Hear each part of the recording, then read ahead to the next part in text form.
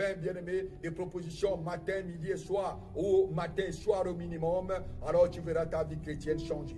Tu verras, bien-aimé, le ciel s'ouvrir, et tu verras, bien-aimé, la grâce de Dieu se manifester dans ta vie. Et la révélation que Dieu a dit ce soir, que Dieu t'a apporté ce soir, que Dieu ne veut plus que tu te limites à être, bien-aimé, un membre, mais que tu saches que tu es un fils et que tu manges avec lui sur sa table. Tu manges à partir de ce soir sur la table du roi, comme Méphibosheth. Quel que soit là où tu vivais, bien-aimé, ton statut change ce soir au nom de Jésus. Quel que soit ce que tu as vécu, je décrète et je prophétise que ton statut change ce soir au nom de Jésus. Quel que soit ton état, quel que soit, bien-aimé, ta vie jusqu'à maintenant, je déclare sur la base, bien-aimé, de cette révélation que tu as reçue, sur la base de cette onction, bien-aimé, avec lequel je libère ces paroles, que ton statut change au nom puissant de Jésus-Christ de Nazareth.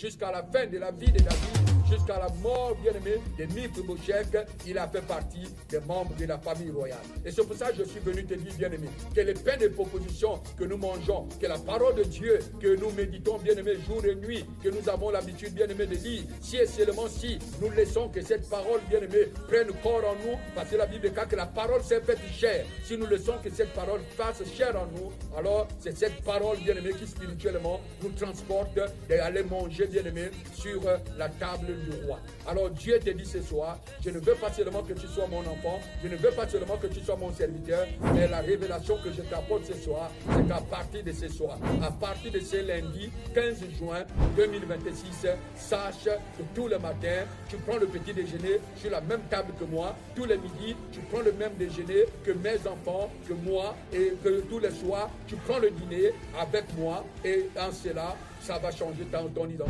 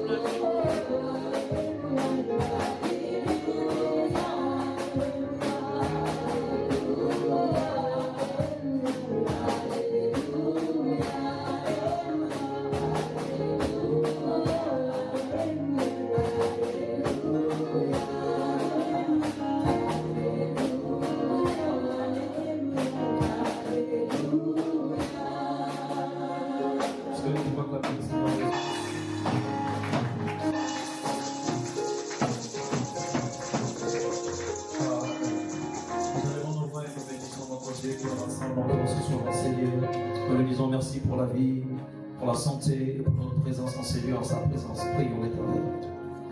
Notre Père et notre Dieu, nous voulons te dire merci, Seigneur Père, parce que nous croyons que depuis le lever du soleil et ce jusqu'à cet instant, il t'a plu de nous maintenir, de nous garder en vie, de renouveler en nous, oh mon Dieu, ta volonté par le souffle de vie, par une excellente et parfaite état de santé. Merci parce qu'il t'a plu de nous soutenir tout au long de cette journée, de préserver nos pas de tout mal, Père, et de nous éloigner de tout danger. Nous voulons te dire merci, Seigneur, parce que nous réalisons encore une fois de plus ta bonté renouvelée en ce jour en chacun d'entre nous. Seigneur, au-delà de nos faiblesses et de nos manquements, de nos imperfections, Seigneur Père, il t'a plu de nous faire encore grâce. Nous voulons te dire simplement merci, oh mon Dieu, pour cet amour infini, pour cet amour immense, Père, que tu ne cesses de manifester, et je dirais même mieux, de renouveler chaque jour à notre égard. Reçois la gloire parce que tu es fidèle, parce que tu es grand, parce que tu es redoutable, parce que tu es notre Père, mais aussi notre Dieu.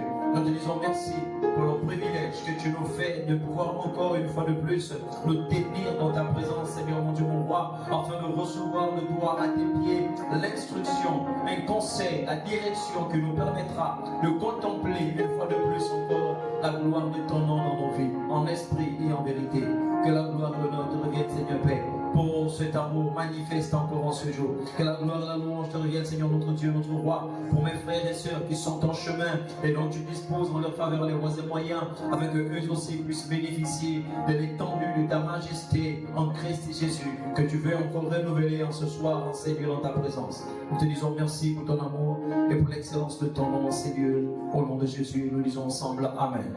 Est-ce que tu peux lever avec moi ta voix? Nous voulons simplement demander au Seigneur pardon pour nos imperfections, pour nos fautes, pour tout ce qui témoigne et parle contre nous. Que le sang de Jésus nous purifie ce soir, élève la voix et implorons sa miséricorde. Notre Père et notre Dieu, laisse que ce soir ton sang vienne nous justifier. Laisse que ce soir ton sang vienne encore une fois de plus, oh mon Dieu, témoigner en notre égard et en notre faveur. De telle enseigne qu'elle a coulé, non pas pour notre condamnation, mais pour notre justification. Oui, Seigneur, que nos sangs nous justifient, oh mon Dieu, mon roi, au-delà de ce que, oh mon Dieu, mon Père, nos actions peuvent parler et témoigner contre nous. Laisse que ton sang qui crie réconciliation ait encore l'action d'intervenir en notre faveur dans le nom de Jésus. Tu as dit que tous ont péché et sont ainsi privés de ta gloire. Nous croyons que nous sommes tous des pécheurs, mais à cause de ton amour manifesté en Christ Jésus, ton sang qui a été répandu afin que nous soyons justifiés, réconciliés avec toi. Parle ce soir en ces lieux pour ma vie, pour la vie de mon frère et pour celle de ma soeur, afin que tous ensemble nous soyons trouvés justes devant toi, oh mon Dieu, mon roi, digne d'élever les mains pures sans tache ni mauvaise pensée, parce que ton sang nous aura déjà justifiés, pardonnés et réconciliés, Père. Que l'honneur et la gloire te reviennent, afin que pour nous s'accomplisse ce que tu as dit en criant la croix, que tout est accompli, que tout pour nous soit maintenant accompli, et que nous puissions ainsi te célébrer et t'élever. Gloire et honneur te soient rendus dans le nom de Jésus-Christ de Nazareth. Amen. Nous voulons que le Saint-Esprit qui nous a été promis comme étant celui qui nous conduira dans toute la lumière et la vérité prenne maintenant toute la place au milieu de nous ce soir pour ce culte d'enseignement. Élevons la voix et donnons-lui la première de ces moments. Seigneur Saint-Esprit, nous te donnons la direction, nous te donnons le contrôle maintenant. Nous voulons que toi seul viennes siéger, que toi seul viennes trôner, que toi seul viennes manifester ta gloire et ta grâce, que toi seul viennes te révéler puissamment et viennes encore accomplir l'action de Christ Jésus en nous, dans le nom de Jésus. Saint-Esprit, prends la place qui t'est due, prends la place de roi, de maître, de Seigneur. Saint-Esprit, viens nous remplir de toi encore, oh mon Dieu, mon roi. Non pas seulement nous, mais aussi ces lieux, qu'ils soient, oh mon Dieu, encore comblés de ta présence, que ta guidance et ton mouvement soient nôtres ce soir au nom puissant de Jésus, que ton règne soit établi, manifeste en esprit et en vérité dans ces lieux, de telle enseigne qu'à l'impact de nos pensées, nos vies. C'est la raison pour laquelle au nom de Jésus nous ramenons maintenant nos pensées captives à l'obéissance de ta parole dans le nom de Jésus, et que tout ce qui n'est pas digne de toi, digne d'approbation, Seigneur, disparaisse maintenant au nom puissant de Jésus-Christ de Nazareth. Nous sommes ton peuple et nous sommes là pour contempler ta gloire. Saint-Esprit, glorifie maintenant au nom de Jésus-Christ de Nazareth, et que la gloire te soit rendue au nom de Jésus. Amen. Car il est glorieux et digne de régner, l'agneau est souverain. Nous élevons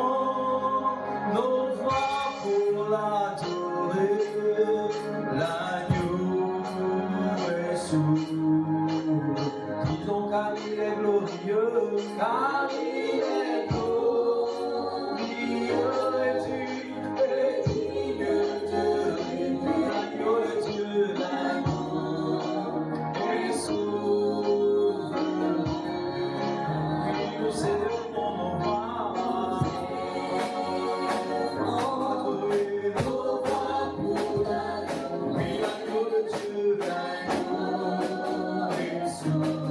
Dans ces lieux, nous disons, il est glorieux, car il est glorieux, et digne de régner, l'agneau de Dieu, l'agneau est souverain. Célébrons nos voix,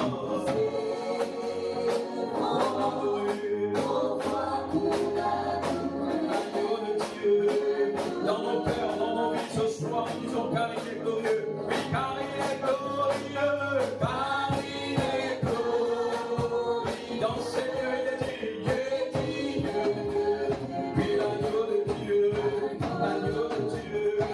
est souverain maintenant, alors viens de t'établir, nous célébrons nos voix pour l'adorer, adorer Jésus, te célébrer, te magnifier, encore une fois nous disons cela, merci Jésus, nous crions car il est glorieux, et digne de régner, oui l'agneau de Dieu est souverain, dans nos cœurs adorés, alors maintenant célébrons nos prières, nous simplement adorer, avec nos mains, t'adorons, te célébrons Jésus, nous voulons manifester ta gloire, oui, car il est glorieux, il est digne de régner, dans nos cœurs et dans nos vies, alléluia, oh l'agneau de Dieu, tu es souverain, règne maintenant, alors nous célébrons nos frères maintenant, vers le ciel pour l'adorer, pour t'adorer Jésus, pour t'adorer Saint-Esprit, parce que tu en es digne, est-ce que tu peux acclamer celui qui est souverain, celui qui est digne de régner, celui qui est prié, magnifié, mais dis acclamons pour l'agneau souverain, nous acclamons pour sa souveraineté, nous acclamons pour sa sainteté, nous acclamons pour son règne, nous acclamons pour sa présence, nous acclamons parce qu'il en est digne, lui l'agneau souverain, que ceux qui est digne de régner, que son règne soit palpable, que son règne soit manifeste, que son règne s'établisse maintenant en esprit et en vérité. Merci agneau souverain, gloire et à gloire, gloire et louange à gloire, sois magnifié, sois célébré, gloire l'agneau souverain, au nom de Jésus-Christ et Nazareth. Merci Seigneur Saint-Esprit. Amen. Prends place, bonsoir à tous et à toutes au nom de Jésus. Tout en espérant que vous avez passé une agréable journée dans la présence du roi. Si tel n'était pas le cas, la bonne nouvelle pour toi, c'est que la Bible déclare que la fin d'une chose vaut mieux que son commencement. Peu importe la manière dont cette journée a commencé avec toi, mais la fin d'une chose vaut mieux que son commencement. C'est important que le règne de Dieu soit manifeste, ou dirais-je mieux, le règne de la personne de Jésus, au travers de celle du Saint-Esprit, soit total en toi et en moi, en esprit et en vérité. Amen, amen. La Bible déclare que c'est de l'abondance du cœur que la bouche parle. Alléluia. Tu ne peux pas confesser, bien-aimé, la parole de Dieu, ou bien faire des déclarations aussi longtemps que ton cœur n'est pas abondamment attaché, abondamment, je vais dire ici, rempli de la parole de Dieu. Amen, amen. Donc il est important d'être enivré de lui et de sa parole. Alléluia. Nous disons les jours précédents par rapport à cet enseignement, sur la lignée de la pensée du moins qui était placée sur le signe de la confession de la parole de Dieu, que la confession de la parole est d'abord avant toute chose un acte de foi. Amen, amen. Si nous déclarons, si nous décidons de confesser une promesse qui est écrite dans la parole de Dieu, que nous décidons de nous l'approprier, nous devons d'abord croire que cette parole-là dont nous approprions, elle n'est pas nôtre, mais c'est une promesse que l'Éternel nous a faite.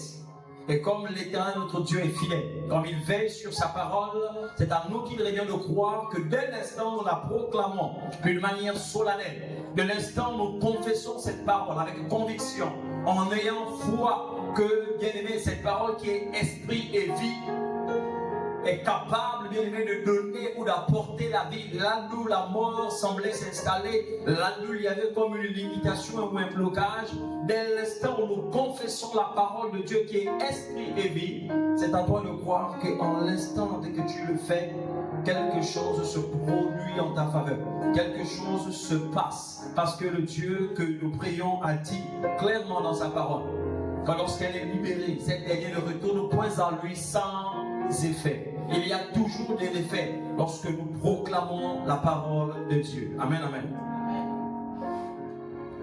Donc c'est à toi et moi qu'il revient de croire. Mais revenons un temps soit peu sur le livre de Josué chapitre 1. Et voyons à un moment donné ce que nous relate ou nous révèle le verset 8. Donc nous avons fait lecture aussi mardi dernier, mais c'est important de revenir. On nous dit que ce livre de la loi ne se loigne point de ta bouche. Le livre de la loi, qu'il ne se loigne point de ta bouche. Médite le jour et nuit pour agir fidèlement selon tout ce qui est écrit. Amen, amen. La recommandation, c'est de méditer ce livre jour et nuit. Non pas seulement de nous limiter à le méditer, mais on nous dit aussi d'agir fidèlement selon ce qui est écrit. Amen, amen. Pour agir, il faut bien que tu médites. Il faut bien que tu t'appropries, il faut bien que tu saches de quoi il est question, afin d'agir fidèlement selon ce qui est écrit, selon ce dont tu auras eu à méditer. Alléluia. Nous sommes à notre culte d'enseignement et je voudrais tout simplement que tu restes dans la même statue que nous avions dit, c'est un temps d'échange et de partage. Alléluia. Alors le livre qu'on nous demande de méditer ici, c'est quel livre, bien aimé, s'il vous plaît? Il y en a qui me disent que c'est Josué. C'est dans le livre de Josué. On n'a pas dit de méditer Josué le jour de lui. Voilà, on dit médite ce livre de la loi. Amen, amen. Afin d'agir fidèlement selon tout ce qui est écrit. Dans la parole de Dieu, dans la Bible, ce livre merveilleux que vous tenez entre vos mains, il y a un nombre incalculable de promesses que Dieu a faites au peuple qui lui appartient, aux fils et aux filles qui sont en alliance avec lui. Amen, amen. Et c'est à ces derniers-là, à ces fils et à ces filles-là, qui revient le droit de méditer afin d'aller prendre les promesses qui leur auraient été faites. Amen, amen. Pour que Dieu puisse les accomplir en notre égard et en notre faveur. Alléluia. Ce qui va nous amener tout simplement ici, parce que après je suis dit non seulement de nous limiter à méditer, mais on rajoute ceci, d'agir fidèlement selon tout ce qui est écrit, car en agissant fidèlement selon ce qui est écrit, la conséquence, c'est pourquoi on nous dit ici, car c'est alors que tu auras du succès dans tes entreprises, c'est alors que tu réussiras. Le succès et la réussite, bien aimé, la conséquence de cela vient lorsque nous commençons à méditer la parole de Dieu et mettre en pratique ce dont nous avons eu à méditer. Alléluia. Ok. Plus qu'une confession. Parce que nous parlons là de la confession de la parole de Dieu. Et la parole de Dieu se trouve dans le livre saint que vous et moi, nous avons. Maintenant, permettez que je fasse un petit, je ne vais pas dire récapitulatif, mais un retour en arrière pour que nous remettions les bases. Parce que si on nous demande de confesser la parole, en d'autres termes, on nous renvoie aux sources. C'est pourquoi je voulais reprendre ici par Josué. On nous renvoie à ce livre qui est la Bible. Amen, amen. Maintenant, c'est quoi la Bible? Et ça, nous connaissons en tant qu'enfants de Dieu. Ce n'est qu'un rappel pour certains. Il n'y a rien de nouveau dans ce qui va être dit là. Mais c'est important que nous fassions ce petit rappel-là, que nous faisons ce petit retour en arrière, parce que, voyez-vous, des choses qui sont aussi évidentes, souvent nous avons tendance à les négliger. Et à ne plus réaliser les bienfaits, bien-aimés, de ce qui semble être ou qui devrait être pour nous une évidence. Alléluia. Parce que, encore une fois, j'insiste, non pas moi, mais Josué, au verset 8 nous dit que le succès et la réussite pour nous, sont rattachés à toutes les promesses qui sont là-bas. Donc il est important, comme on l'a dit plus haut, que nous puissions véritablement nous approprier ou bien nous attacher à ce livre saint. Amen, amen. Vous l'avez, c'est écrit sous forme de Bible, c'est écrit, c'est la Bible, c'est la Sainte Bible, peu importe comment cela, que vous ayez un grand format ou un petit format, mais on parle de Bible. Bible, ce n'est qu'une expression grecque qui signifie, ou du moins le mot Bible provient du grec. On parle de biblos, ou bien ta Bible, qui ne veut tout simplement dire qu'un ensemble de livres. Amen, amen. L'expression parle d'ensemble de livres. Quand on parle de biblos, on parle d'un recueil, d'un ensemble de livres. Donc, dans cet ensemble de livres-là, c'est ce qui est entre nos mains que nous appelons ici Bible. Je disais tout à l'heure, ça, vous le savez aussi mieux que moi. Mais là, je veux attirer notre attention, c'est que c'est on dit de la Bible qu'elle est la parole de Dieu. Donc, tout ce qui est écrit est sacré. Alléluia. Elle fait office de loi pour l'Éternel, parce que c'est lui-même qui l'a instauré, c'est lui-même qui a révélé et qui a permis que les hommes puissent écrire cela sous son inspiration. Amen, amen. Donc il est important que nous ayons une bonne, on va dire ça, connaissance du livre que vous avez entre vos mains, que vous tenez entre vos mains. Beaucoup ont la Bible, mais beaucoup ont du mal à parcourir la parole de Dieu. Beaucoup ont la Bible, beaucoup ne savent pas souvent se référer, ou bien s'y retrouver. Alors, non seulement la Bible dit ensemble des livres, il y en a 66 livres qui sont recueillis dans ce bel ouvrage, mais nous savons aussi que la Bible est divisée en deux grandes parties, en parlant de la structure de la Bible que nous avons, de l'ouvrage, de ce merveilleux livre qui est entre nos mains. Je n'ai pas la prétention de dire ce qu'on va faire un peu de la bibliologie, mais j'ai dit de revenir un peu aux sources, de revenir aux bases, aux fondamentaux. C'est qui est même l'aisance, parce que nous pouvons avoir une très grande connaissance, mais à un moment donné, il est aussi important de s'asseoir et de revenir sur les bases que nous semblons avoir mis un peu de côté. Alléluia. Donc je ne parle pas seul, puisque c'est un temps de partage.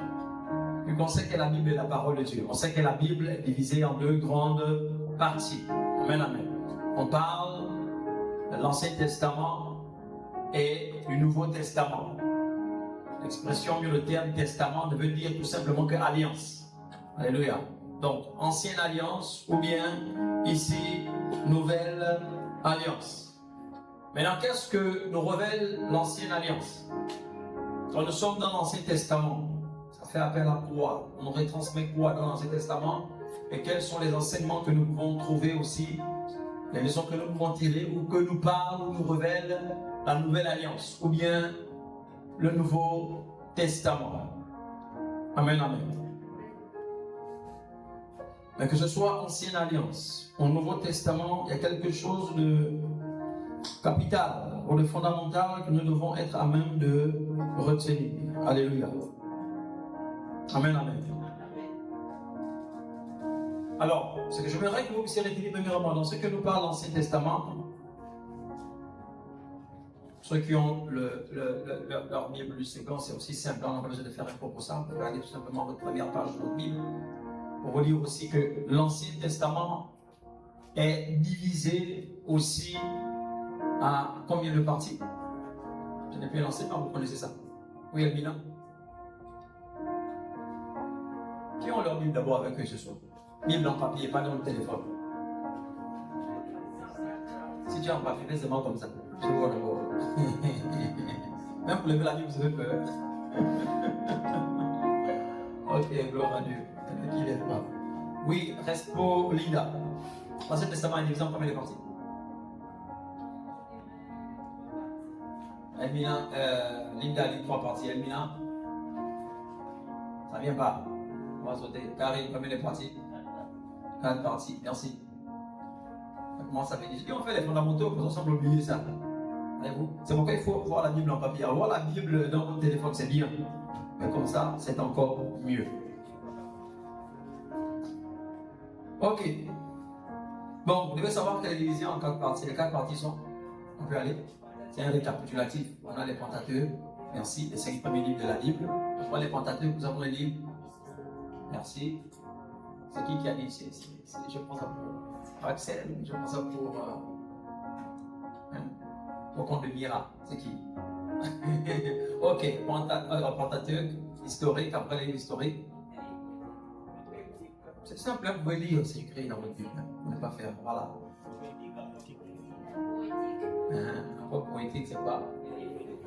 D'accord. Après, la prophétique, il y a qui? Ça s'arrête là, on a dit 4.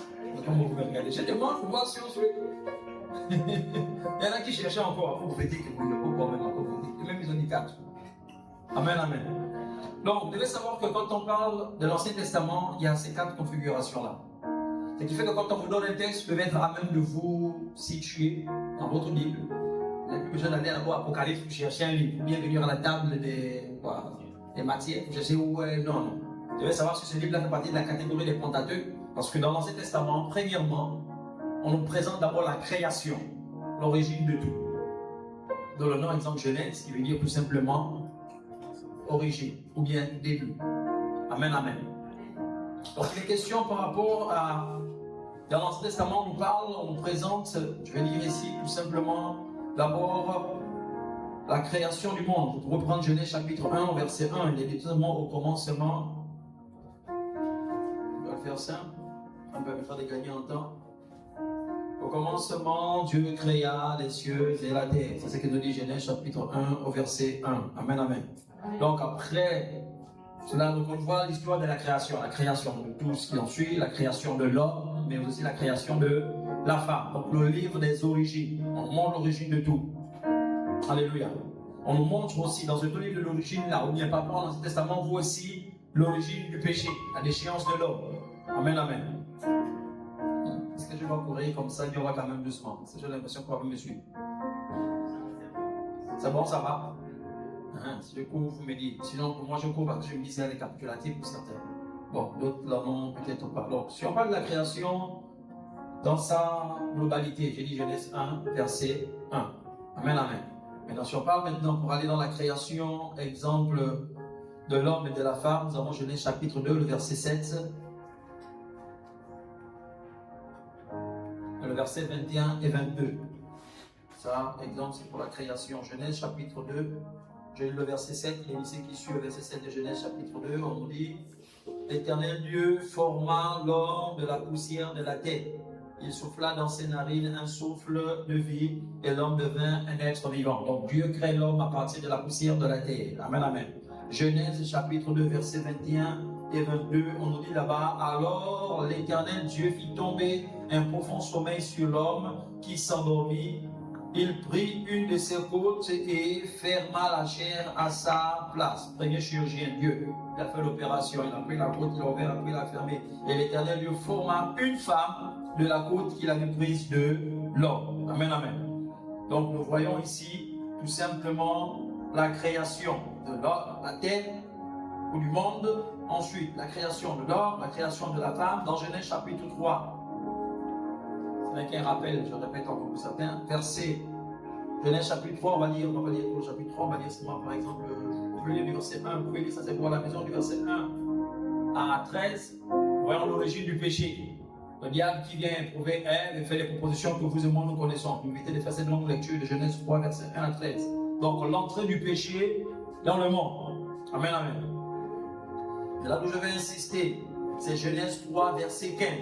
Parce que quand le péché rentre dans le monde, eh bien, nous avons la promesse d'un sauveur. Genèse 3, verset 15.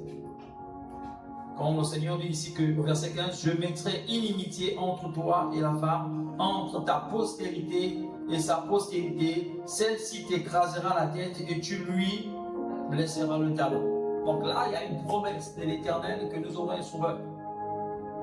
Parce qu'il a promis de mettre séparation entre, on va dire quoi, la descendance. Il a dit entre toi, ta descendance, entre ta postérité, c'est l'expression qu'il a employée, et entre la postérité de l'ennemi et celle de Dieu, les fils de Dieu. Amen, amen. Après, nous prenons Genèse chapitre 12. Par exemple, on parle toujours de démarrage. Nous voyons dans Genèse chapitre 12, le verset 1 et 2. On a souvent prêché, même reprise ici, ça nous parle de quoi? L'Éternel dit à Abraham, va-t'en de ton pays, de ta patrie, et dans la maison de ton père, dans le pays que je te montrerai. Je ferai de toi une grande nation, et je te bénirai, je te bénirai, je rendrai ton nom grand, et tu seras une source de bénédiction. Amen, amen. Là, c'est là où l'Éternel décide de faire maintenant, ou du moins faire le choix. On va dire ici de son peuple, parce que c'est de là, on va dire que nous sommes tous Abraham, le père de la foi. C'est par lui. Amen, amen. Alléluia.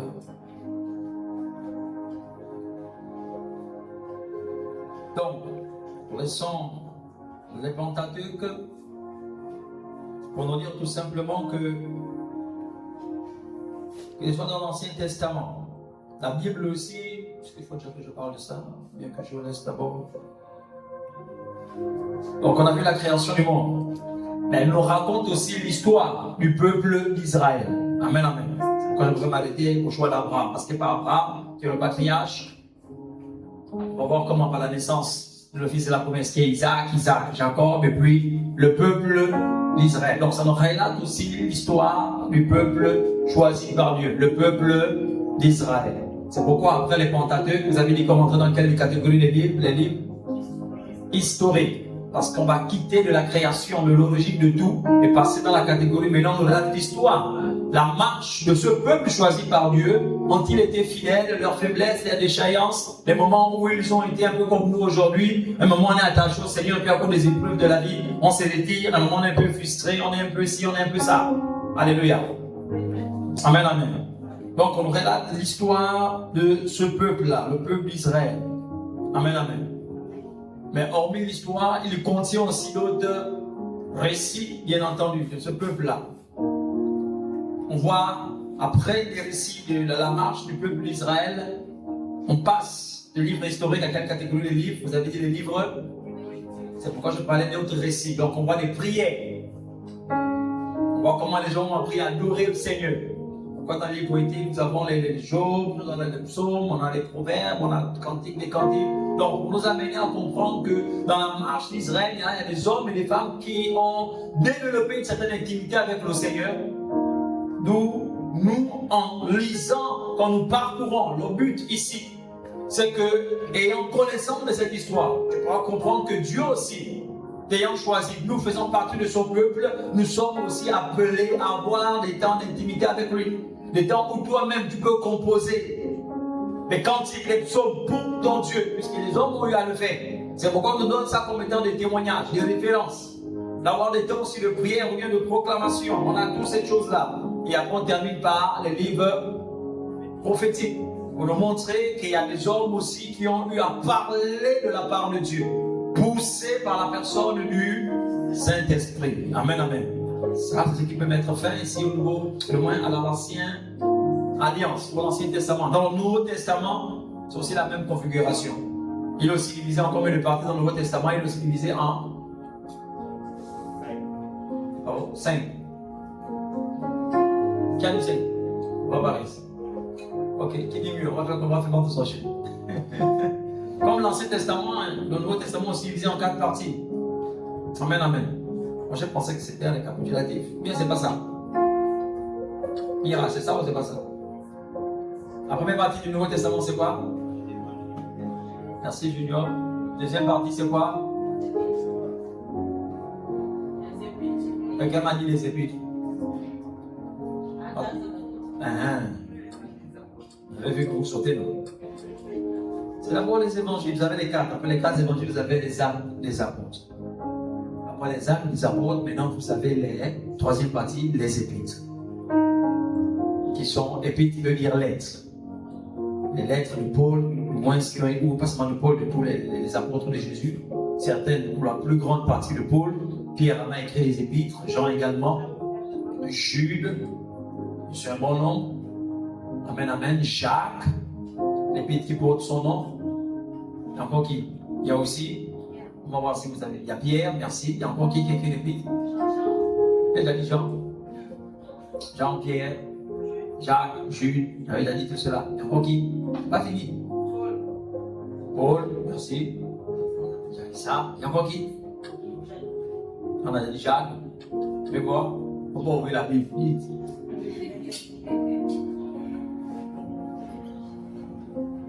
Oh, on parle de la Bible que vous avez. Vous allez voir, ça c'est le béaba. Il y a Philémon, par exemple. C'est dans la Bible. Ah, c'est parce qu'on n'a pas justement la vue de lui. Il y a Philémon, il est dedans. Il y a Jude aussi. Amen, amen. Et après, dernière partie du Nouveau Testament, c'est qui après les épîtres? Il y a. Merci. On termine par l'Apocalypse. Amen, amen. Nous avons ici, maintenant comme dans l'Ancien Testament, ça on a dit qu'il y avait la création, il y avait le récit, les histoires de la nation d'Israël, donc le peuple de Dieu, comment ils ont marché. Le Nouveau Testament, c'est aussi la même configuration. Amen, amen. Et ça devrait être facile pour nous. Le Nouveau Testament nous parle de quoi? Ce soir, l'enseignement, c'est juste un échange entre vous et moi. On parle de la Bible. On est sur la Bible. Vous avez la Bible, vous êtes censé avoir la Bible, qu'on veut de manière d'enseignement. Nous sommes censés. Ça parle de quoi? C'est par les gens là que vous allez savoir. Pardon? Ça parle de la vie de Jésus, oui. Moi, je vois que quelqu'un parle et puis je sais que c'est elle qui a dit. Mais si je demande de nous, c'est moi qui dis ça. Ok, alors ça parle de la vie de Jésus. Ok, ensuite. Soyons clairs. Le Nouveau Testament nous parle de la naissance. On nous présente d'abord la naissance de la personne de Jésus-Christ de Nazareth. Amen, amen. Et puis une épître comme celle de Matthieu, par exemple, va commencer par la généalogie. Mais l'objectif, c'est d'arriver à la naissance.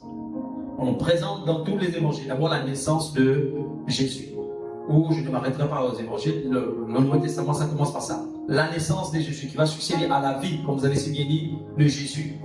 De la vie de Jésus. D'aller directement au royaume de Dieu. Non, on nous montre aussi les enseignements qu'il a donnés tout au long de sa vie, de sa marche, les enseignements qui nous ont été transmis. Amen, amen. Après les enseignements de Jésus, son témoignage, son vécu, il y a aussi sa mort, sa crucifixion et encore mieux, sa résurrection. C'est ça le récit du Nouveau Testament. Amen, amen. Après sa résurrection, on voit maintenant aussi.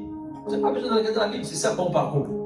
Ça nous présente aussi maintenant quoi? La venue, exemple, de la personne du Saint-Esprit. D'où la naissance de l'Église primitive.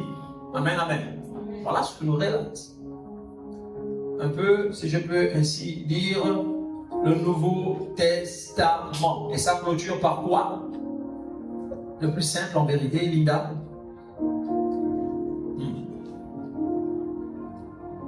L'Ancien Testament met l'accent sur quoi à la fin? Le Nouveau Testament. Carré. Je ne vais pas les livres. Ça met quoi comme accent? Est-ce Robert? Maman Paul Béatrice? Merci. Ah, en plus aussi. C'est ça, on met l'accent. Nous préparons au retour de Jésus. Que Jésus est appelé à revenir. Donc ça termine en nous faisant comprendre, lui il est mort, ressuscité, oui l'église a reçu le Saint-Esprit. Il dit quoi? Je reviendrai chez l'église sans tâche, ni rien de semblable. On met l'accent, c'est pourquoi il y a l'Apocalypse qui nous demande à nous préparer au retour imminent de la personne de Jésus-Christ de Nazareth. Amen, amen. Maintenant que ce soit Ancien Testament ou bien le Nouveau Testament, prenons 2 Timothée chapitre 3 verset 16. 2 Timothée chapitre 3. Verset 16.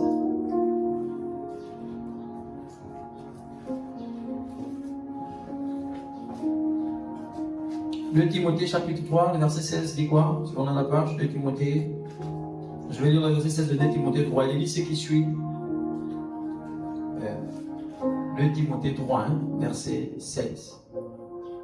Le verset 16 déclare ceci. Toute écriture est inspirée de Dieu et utile pour enseigner, pour convaincre, pour corriger, pour instruire dans la justice, afin que l'homme de Dieu soit accompli et prompt à toute bonne œuvre. Amen, amen.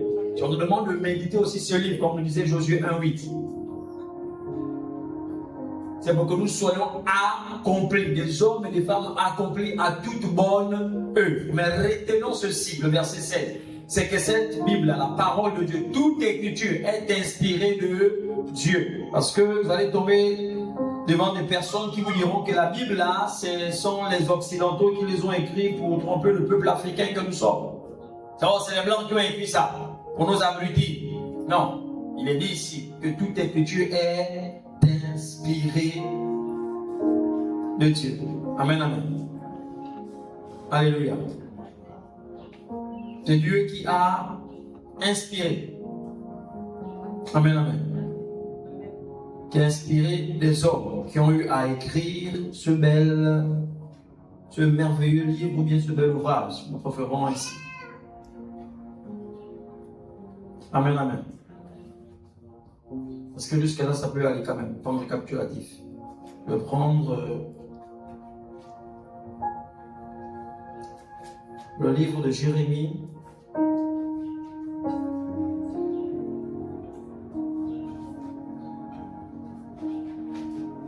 Jérémie 36, verset 2.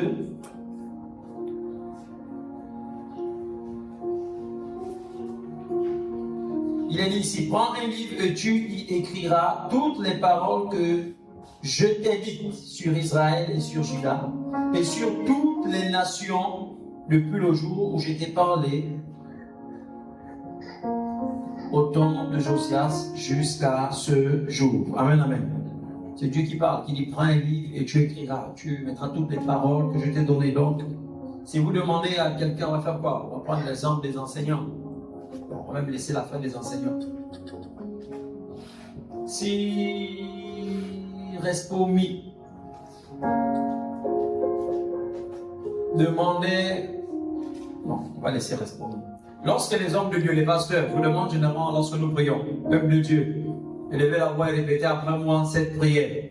Dites après moi, au nom de Jésus, puis vous dites au nom de Jésus, et puis on fait faire une déclaration ou bien une prière. Question simple et facile, à laquelle je crois que vous allez quand même me répondre. La prière que vous faites en répétant ce que l'homme de Dieu vous édicte, c'est votre inspiration ou c'est son inspiration? Donc, si c'est l'inspiration de l'homme de Dieu, on pourra dire que ce n'est pas votre prière. C'est son inspiration. Ce n'est pas votre inspiration. Vous ne faites que répéter. C'est la même chose de la parole de Dieu. Dieu faisait des déclarations ou bien faisait une dictée de ce qu'il voulait et les hommes écrivaient. Et c'est ce qui a donné la parole de Dieu. Donc, toute écriture est inspirée de Dieu. Amen, amen. Je prends l'exemple pour dire ça, pour vous amener à comprendre que ne tombez pas dans le piège de ceux qui vous diront la Bible, là, c'est des hommes qui ont écrit ça. Non, c'est un texte sacré. D'où vient la notion de sacralité? Parce que l'inspiration, c'est Dieu. C'est Dieu qui dictait, comme les lois. Il dictait et Moïse écrivait.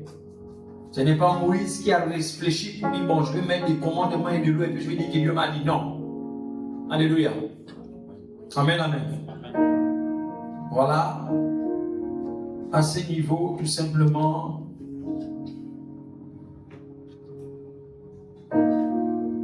je fais quelque chose pour l'Ancien Testament. Je vais revenir pendant que ça me revient à l'esprit. Pour le Nouveau Testament, est-ce que je vous donnais les références? Quand on parlait de naissance de Jésus, comment ça a été? Parce que dans l'Ancien Testament, je vais quand même donner des références. Je parlais de la création, je donnais des textes. Je crois. Dites-moi, même quand c'est bon, on va essayer de donner quelques références comme ça.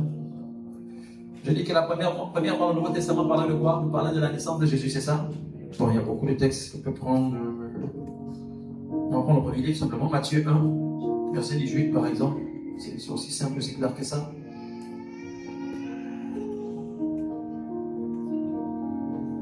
Donc, je parlais que le Nouveau Testament nous présente d'abord la naissance de Jésus. Vous avez Matthieu 1, verset 18. J'ai parlé que ça parlait de sa vie, de son enseignement, de sa mort sur la croix. Vous avez Jean, chapitre 19, verset 15. Est-ce qu'on a besoin de lire? Amen. On n'a pas la Bible, ma soeur. C'est là.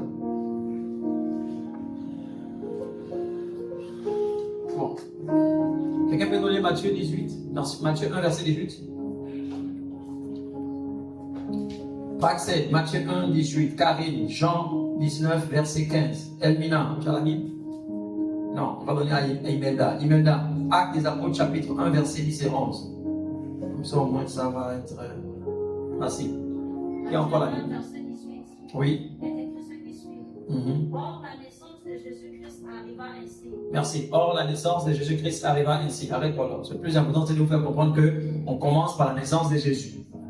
Amen, amen. Après, je dis après la naissance, on parle de la vie et aussi de sa mort. Qui a Jean 19, verset 15. Karine.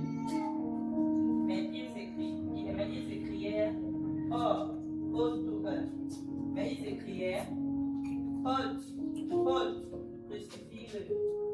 Pilate leur dit, crucifierai-je votre roi? Les principaux sacrificateurs répondèrent, nous n'avons de roi que César. Donc, laisse la suite là. Le plus important, c'est qu'on dit qu'ils crièrent, ôtez, crucifiez-le. Donc, l'autre, c'est Pilate. Donc, ils demandaient comment on puisse crucifier Jésus. Donc, on parle de sa mort, sa crucifixion. Maintenant, il y a Acte 1, verset 10 et 11. On va voir là-bas sa résurrection et même sa montée au ciel, son ascension au ciel. Actes des Apôtres, chapitre 1, verset 10 et 11, maman Imelda. Et comme il avait les regards fixés vers le ciel, pendant qu'il s'en allait, voici deux hommes vêtus de blanc. Stop. Et comme ils avaient les regards fixés vers le ciel, voici Jésus qui s'en alla vers le ciel. Amen, amen. Donc on parle de son ascension. On a Actes des Apôtres, chapitre 2, verset 47, qu'on connaît, c'est par rapport à l'action du Saint-Esprit. Amen, amen.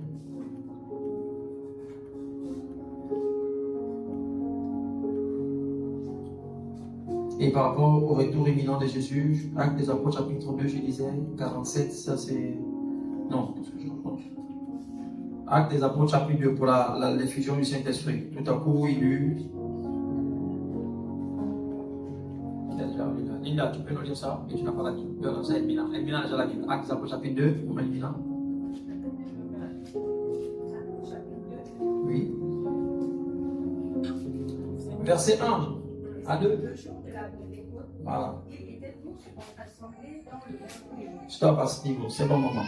Donc, on voit la promesse de Saint-Esprit le jour de la Pentecôte. Amen, amen. Ok. Et s'agissant du retour,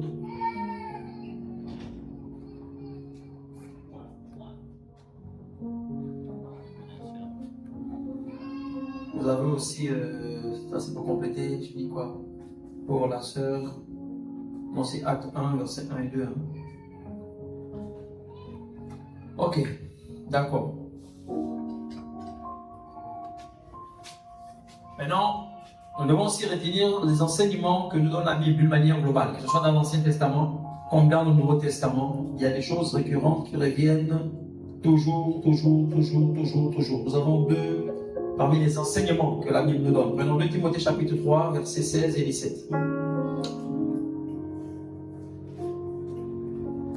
2 Timothée chapitre 3, versets 16 et 17. Dans ce que la Bible nous enseigne. Amen, amen.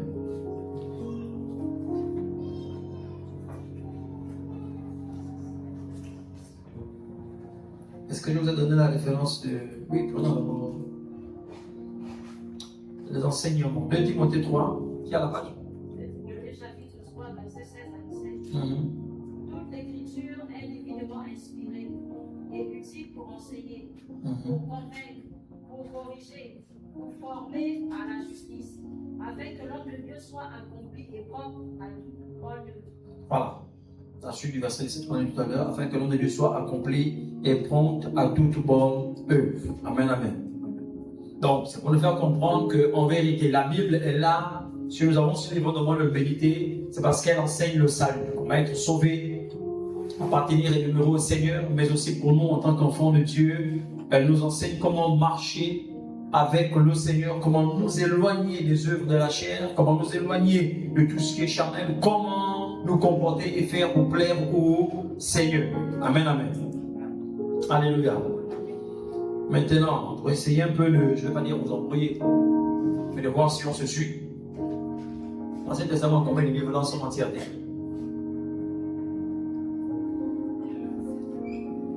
On a dit que la Bible est divisée en deux grandes parties, Ancien et Nouveau Testament. L'Ancien Testament est réparti en 4 sous-groupes, si on peut lire, Pentateuque, livre historique, livre poétique, livre... merci. Alors, le Nouveau Testament, ça c'est la même chose. 4 catégories, les évangiles, ensuite, Actes des apôtres, les épîtres, l'Apocalypse. Amen, amen. Maintenant, tout ça là, il y a combien dans l'Ancien Testament? Pentateuque, historique, poétique, prophétique, ça fait combien de livres? Parce qu'on a dit le tout de la Bible, ça fait combien de livres? 66 livres. Voilà. Si les choses sont divisées en 2 catégories, il y a une première catégorie qui a... Hein? On n'a pas dit que c'était 66 divisé par 2. La question que je pose dans l'Ancien Testament, à combien de livres?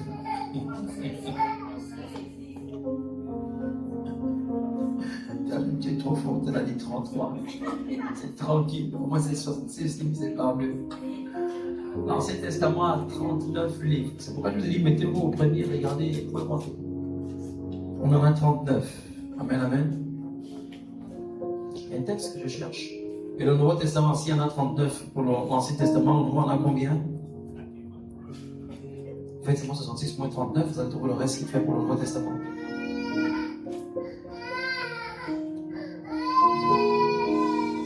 Amen, amen. On a combien?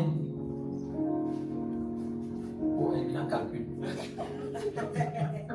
Ça, tu fais calcul mental direct. Non, le Nouveau Testament est tout simplement 27 livres. Pas très compliqué la vie, maman. Tu fais 27 plus 39, ça fait 66. Maintenant, 1 Pierre. C'est merveilleux. Ils sont en train de faire les mathématiques. On n'aime pas l'école. Parce qu'on met chaque minute, ils font calcul mental. 66, 39. Je disais 1 Pierre. C'est 1 Pierre, non? 2 Pierre. Le Pierre chapitre 1, nous lisons le verset 20 et le verset 21. Juste pour confirmer ce que j'ai dit tout à l'heure. Le Pierre chapitre 1. L'épître de Pierre. Le Pierre chapitre 1, le verset 20 et 21. Sachez tout d'abord ceci, que nulle prophétie de l'Écriture ne vient d'une interprétation particulière. Car la prophétie n'a pas été apportée autrefois par la volonté humaine, mais les saints hommes de Dieu, étant poussés par le Saint-Esprit, ont parlé. Voilà. On dit, mais c'est poussé par le Saint-Esprit que les hommes ont parlé de la part de Dieu. C'est poussé par le Saint-Esprit que les hommes ont parlé de la part de Dieu. Pour confirmer tout simplement ce que j'ai dit tout à l'heure, que la Bible là est inspirée de Dieu. Et si les hommes ont eu à l'écrire, c'était poussé par le Saint-Esprit. Amen, amen. Alléluia. Ce qui fait que cette parole-là, elle est véritablement de Dieu. Ce n'est pas la pensée ou la vision d'un homme. C'est celle du Seigneur Jésus-Christ de Nazareth. Amen, amen. Que peut-on dire encore concernant la parole de Dieu? Hormis le fait que nous savons déjà qu'elle est esprit et vie. C'est pourquoi aujourd'hui, pourquoi nous devons prier? Parce que prenons Hébreux chapitre 1. Et nous allons voir, peut-être nous arrêter là. Hébreux chapitre 1.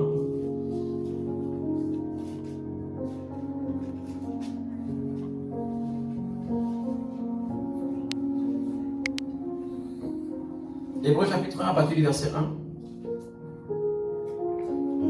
Hébreux chapitre 1, verset 1. Dieu ayant autrefois parlé à nos pères, Oui. à plusieurs reprises et en diverses manières par les prophètes, nous a parlé en ces derniers temps par son Fils, qu'il a établi héritier de toutes choses, par lequel aussi il a fait le monde. Amen. Arrête à ce niveau. On nous dit, après, autrefois, nous avons parlé. Il n'y a pas comme ça qui dit que la Bible, il y a l'Ancien et la Nouvelle Alliance. Autrefois, le Seigneur nous a parlé par les prophètes. Dans tout l'Ancien Testament, c'était par les prophètes que le Seigneur s'est révélé. Et on nous dit que dans l'Ancienne Alliance, le Saint-Esprit ne descendait que sur une certaine catégorie de personnes, pas sur tout le monde.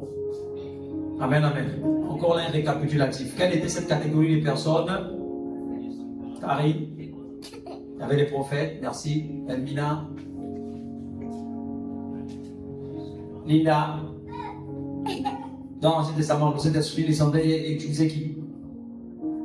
Karim nous a aidé, il y avait les prophètes. Ensuite, c'est la suite que je demande.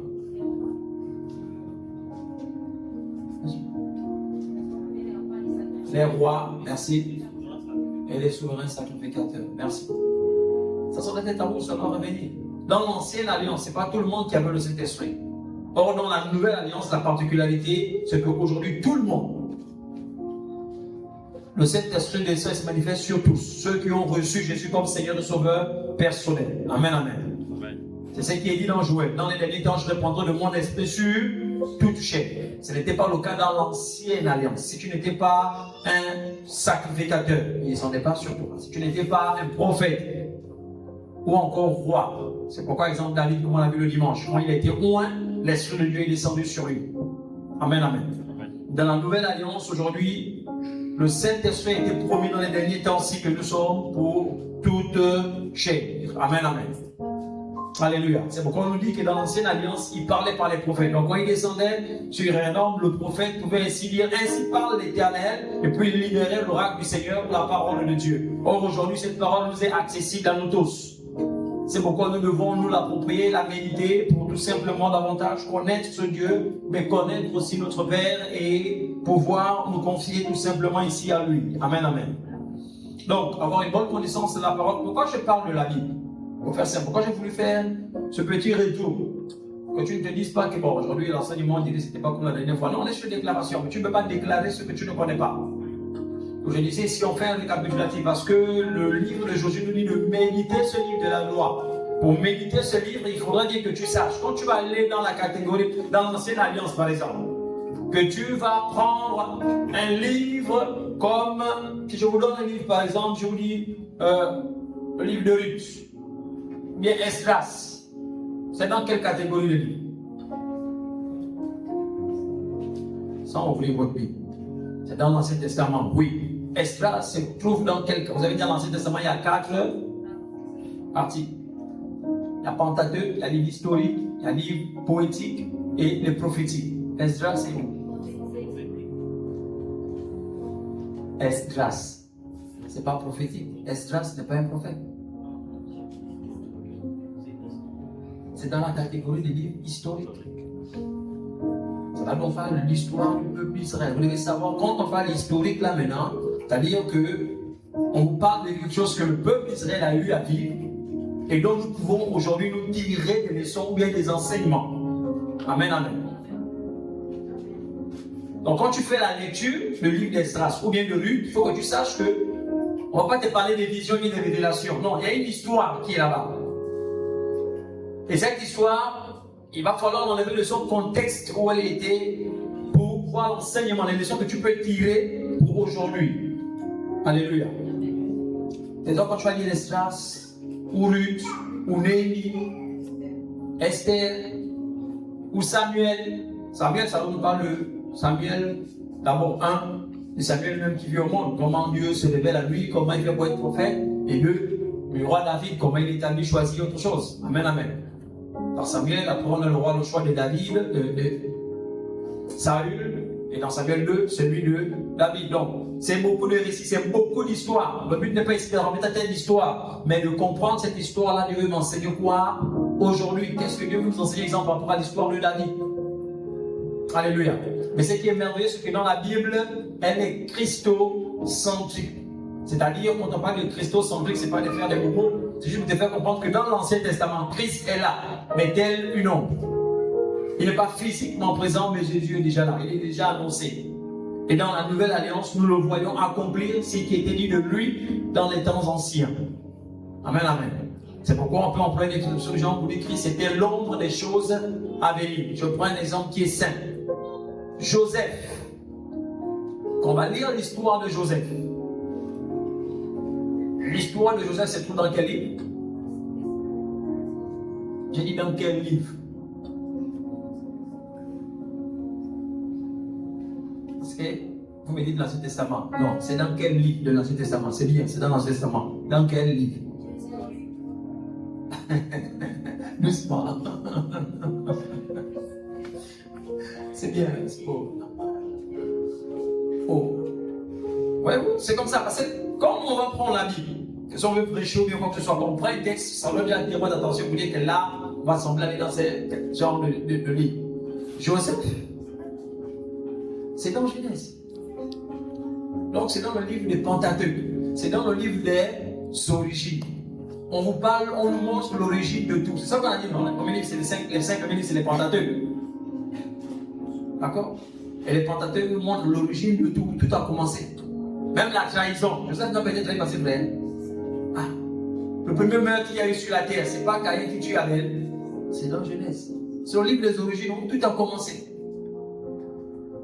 Joseph a des belles visions, de grandes visions. Mais ses frères le haïssent à cause de ses visions. Donc la haine au niveau familial, là, on nous montre comment ça a commencé. C'est pas avec toi, c'est pas Joseph. Les gens qui sont trahis par des gens qui sont proches d'eux, on te montre comment ça a commencé.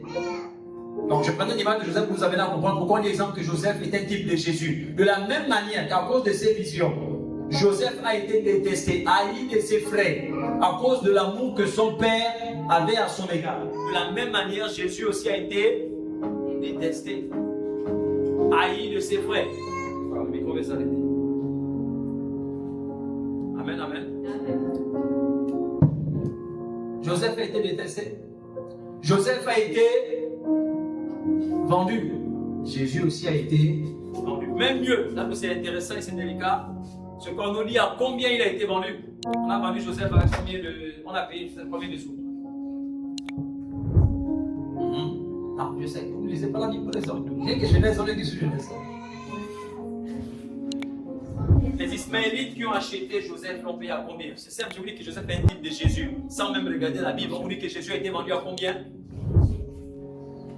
Quand Judas est allé vendre Jésus, c'était à combien son salaire? 30 pièces d'argent. Joseph a aussi reçu 30 pièces d'étage.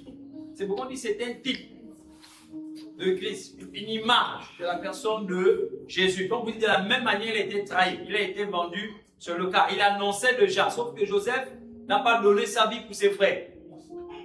Ça, il ne pouvait pas. Ça, c'est ce que Jésus allait venir faire. Mais on nous montrait déjà l'ombre des choses à venir. Ce qui allait se passer des siècles plus tard. Au travers de la vie de Joseph. Amen, amen. C'est pourquoi on dit, quand vous lisez la parole de Dieu à un moment donné, il faut aussi demander au Saint-Esprit de vous éclairer, de vous ouvrir les yeux. Pour voir lire entre les lignes le message caché derrière. Alléluia. Je prends le temps de venir, pas de me limiter seulement à des déclarations, mais parce que la Bible dans Josué 1 nous demandait ici que ce livre de la loi ne s'éloigne point de nous. Vous devez avoir une parfaite connaissance. Nous devons, en tant qu'enfants de Dieu, avoir une parfaite connaissance de la parole de Dieu. Du livre qui est entre nos mains. C'est une arme que nous devons bien manier. Savoir que donc, quand nous sommes dans tel livre, qu'est-ce que ça parle? À quoi cela fait allusion? Alléluia. Maintenant, en quoi, c'est quoi? Qu'est-ce qui est important dans la catégorisation des livres poétiques? Pourquoi c'est important de lire, par exemple, un livre comme Cantique des Cantiques? En quoi? Je vous demande. Le livre des Cantiques des Cantiques, il va le voir. Il y a l'amour pour moi. N'évite pas ce mal. Ça parle de l'amour. Ça parle en vérité de l'amour d'un homme envers sa bien-aimée. Quand vous lisez le livre des Cantiques, c'est une affaire d'amour. D'amour, ma bien-aimée, je l'ai vu. Mon bien-aimé, je te cherche, je t'aime, tu me manques, des choses comme ça. C'est ça. Mais en quoi c'est important? Parce que la Bible, je vous ai dit, elle est christocentrique. C'est toujours centré, basé sur la personne de Jésus. La Bible nous dit que l'Église est l'épouse de Christ. Donc le livre des Cantiques parle d'amour pour t'amener à comprendre, quand tu vas le lire aujourd'hui, que Jésus t'aime comme tu es. Tu es sa bien-aimée. Il te demande de le chercher, de courir après lui, d'aspirer à lui, ton bien-aimé. Amen, amen. Pourquoi méditer, exemple, le livre des... On appelle ça quoi? Laisse, on va voir déjà la fin. Ça fait du micro là. Tu m'écoutais, non? Oui. Peut-être là, je ne sais pas, pas le temps, mais je crois qu'il a peut-être déjà coupé, son micro passe. J'ai ça sur mon corps.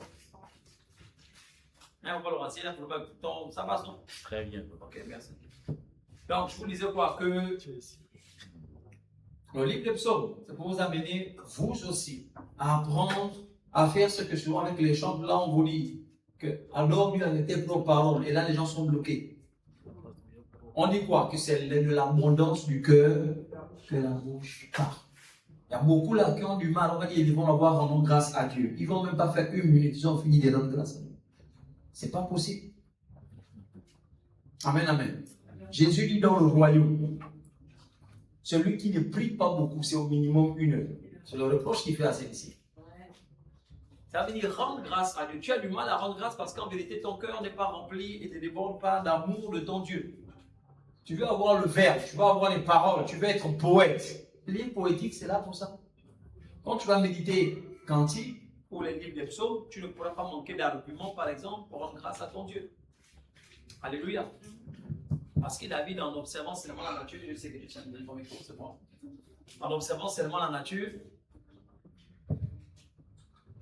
va avoir l'inspiration pour décrire son amour, pour la joie qui l'envahit par rapport à l'ouvrage de Dieu. Amen, amen. Les hommes sont les grands poètes devant les sœurs. Quand un homme était pris d'une sœur, il va trouver le verbe. Il est capable d'aller faire des études, venir faire des citations devant elle. Vous dites que pourtant là, je vais décrocher la nuit. Oh non, vraiment la nuit, je ne dors plus. Quand je mange, c'est toi que je vois. Mais c'est ça là, il faut être capable de dire au Seigneur que Seigneur, sans toi, je ne peux pas vivre. Tu es mon tout. La journée sans toi, je me sens comme dépaysé. Par contre, je me sens là, je suis abandonné. J'ai besoin de toi, Seigneur. C'est pourquoi le salut te dit, mon âme soupire après toi. Comme soupire une biche après l'eau d'un ruisseau, mon âme aussi. C'est un poète. Il est en train de dire au Seigneur qu'en vérité, de la même manière que la biche, si tu veux la gazelle, les animaux, quand il a soif, il va au ruisseau pour étancher sa soif. Moi aussi, si je ne suis pas auprès de toi, je sens que la soif n'est pas étanchée. Il y a quelque chose qui manque. Donc ces livres-là sont là pour nous amener à davantage nous approcher du Seigneur. Ce n'est pas un jeu, ce n'est pas pour te faire perdre du temps. Amen, amen.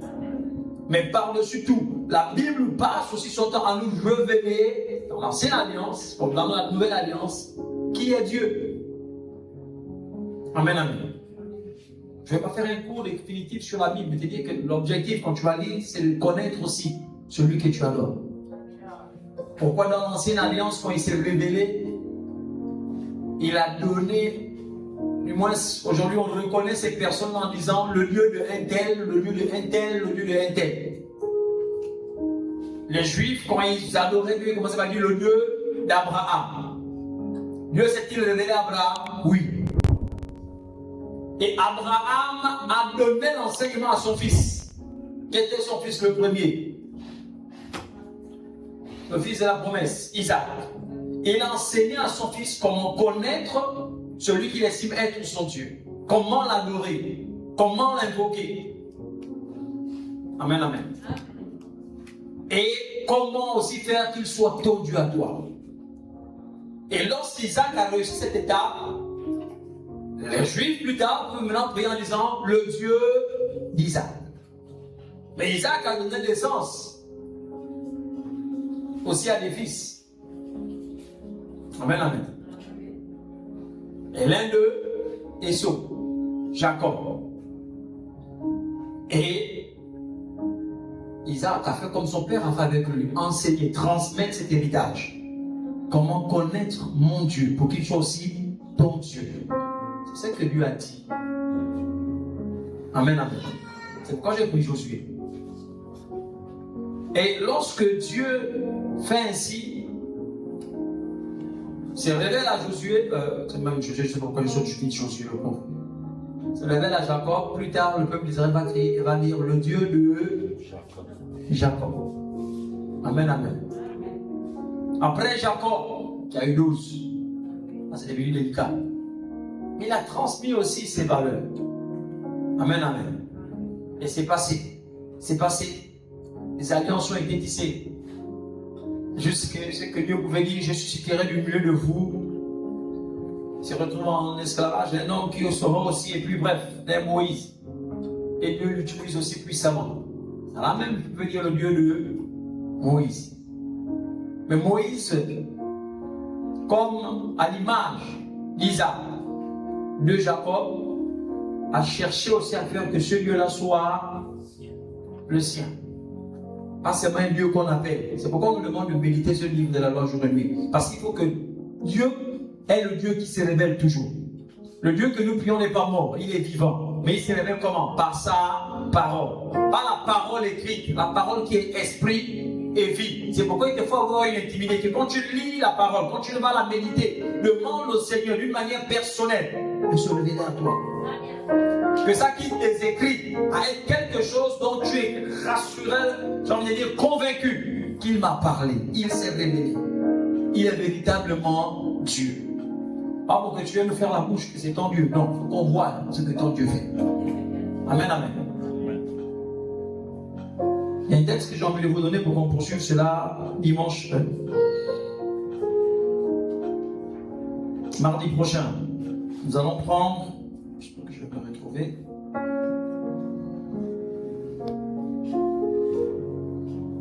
Ces hommes ont reçu à s'approprier. Revenons dans le livre de Josué 1, nous étions. Il en va remonter un peu plus haut. Vous allez voir. Il a été le Dieu d'Abraham. Ensuite, le Dieu de Isaac. Après, le Dieu de Jacob. Et si vous voulez, le Dieu d'Israël. Et Israël, parce qu'il a eu 12 fils. Il y en a qui ont décidé de suivre. D'autres n'ont pas suivi. Et Dieu a dit, je susciterai un homme. Israël, le peuple de Dieu, se retrouve en esclavage.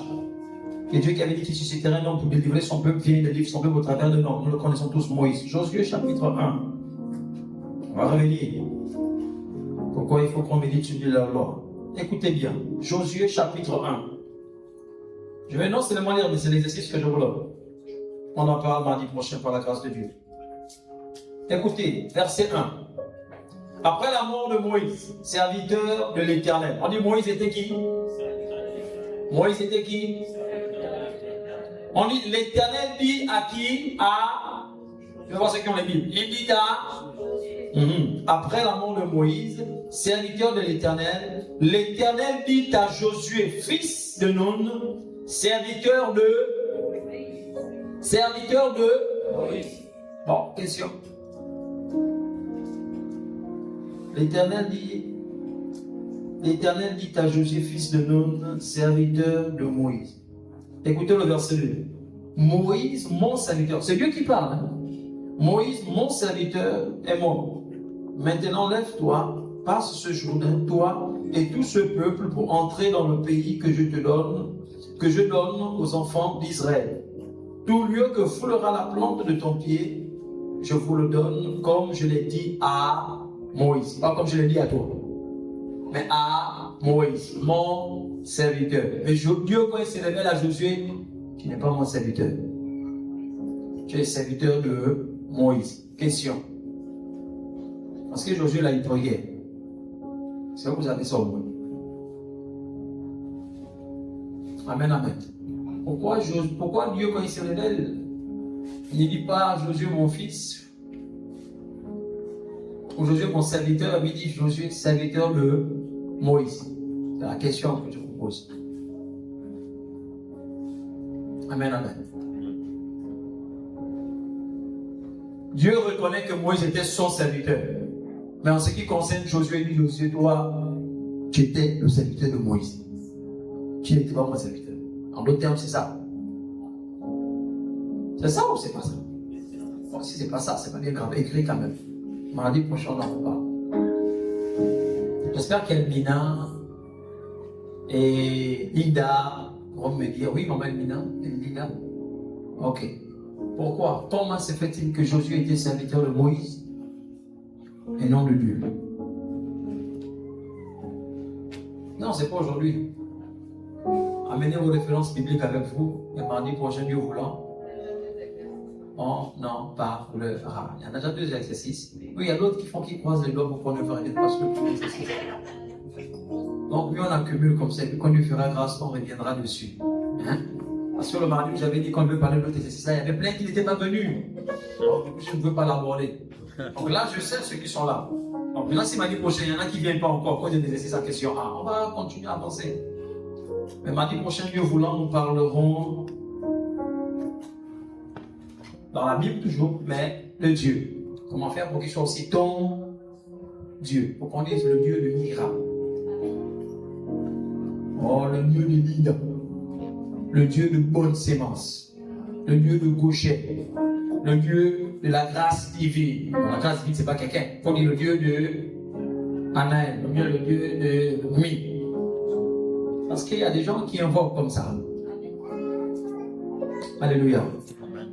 Je ne voulais pas déborder aujourd'hui, mais apparemment, je suis débordement commence un peu à m'attraper, c'est pas bien. 19h quasiment, j'allais passer 5 ans. On va rendre grâce à Dieu. C'est bon, vous avez noté l'exercice? Moïse, serviteur de Dieu, et Dieu dit de Josué, il est serviteur de Moïse. La question est de nous montrer par la Bible, les versets à aller chercher, comment est-ce que Josué était serviteur de Moïse. Ou bien, si vous voulez le raccourci, pourquoi Dieu dit-il de Josué qu'il était serviteur de Moïse? C'est moi, je vais vous montrer là où Josué servait Dieu. Là où il priait. Il adorait. C'était ce qu'on faisait là. Mais lui dit quand même, garde, tu ne m'as pas servi. C'est chaud. Éternel, nous voulons bénir ton nom, nous voulons te rendre des multiplications de grâce parce que nous croyons que tu nous as parlé ce soir et tu nous as enseigné. Nous avons voulu, par ta grâce, oh mon Dieu, Père, tu as dit que pour que nous puissions faire des déclarations, c'est aussi sur la base de ta parole. Et l'apôtre Paul pouvait dire, nous parlons, nous avons cru, c'est pourquoi nous parlons. Alors nous aussi, nous voulons parler. C'est la base de ce que nous avons cru, Père. Mais pour croire, nous devons méditer. Et pour méditer, nous devons être à même, Père, de pouvoir connaître ta parole. Et pour connaître ta parole, il faudrait que nous puissions nous accoutumer avec ce livre de la loi dont tu nous interprètes dans le livre de Josué 1, verset 8, de le méditer jour et nuit. C'est pourquoi nous avons voulu faire ce retour, oh mon Dieu, ce petit récapitulatif, Seigneur Père, de ce que nous avons reçu autrefois. C'est de savoir c'est quoi la Bible. Qu'est-ce que la Bible? Qui l'a écrit? Qui est l'auteur, Père? Et nous avons pu, oh mon Dieu, Seigneur, ainsi nous entretenir ce soir. Je te dis merci pour tout ce qui a été dit et fait selon ta volonté. Nous nous remettons le chemin du retour entre tes mains. Bénis le retour de ton serviteur et celle de ta servante. Bénis les offrandes de ce que nous avons, que tu as mis entre nos mains comme sémence, que nous voulons t'adorer et t'honorer par cela ce soir au nom puissant de Jésus. Seigneur, que notre retour soit sous tes mains, sous ta direction, sous ton contrôle, que ton sang nous couvre et nous rende invisible au nom puissant de Jésus-Christ de Nazareth. Gloire et honneur te reviennent. Au nom de Jésus, nous avons ici prié et nous disons 3 fois Amen, Amen, Amen. Tu peux acclamer pour le Seigneur Jésus. Si tu as ton offrande, tu l'as déposé, si tu ne pas garder ton cœur en paix. Excellente soirée. Bon retour à tout un chacun dans la paix du Seigneur Jésus-Christ. Mardi prochain, n'oublions pas notre exercice. Pourquoi Josué n'était pas serviteur de Dieu, mais plutôt de Moïse? C'est la question de justifier cela. En espérant que chacun aura au moins 2 minutes. Le micro passe là, chacun aura 2 minutes.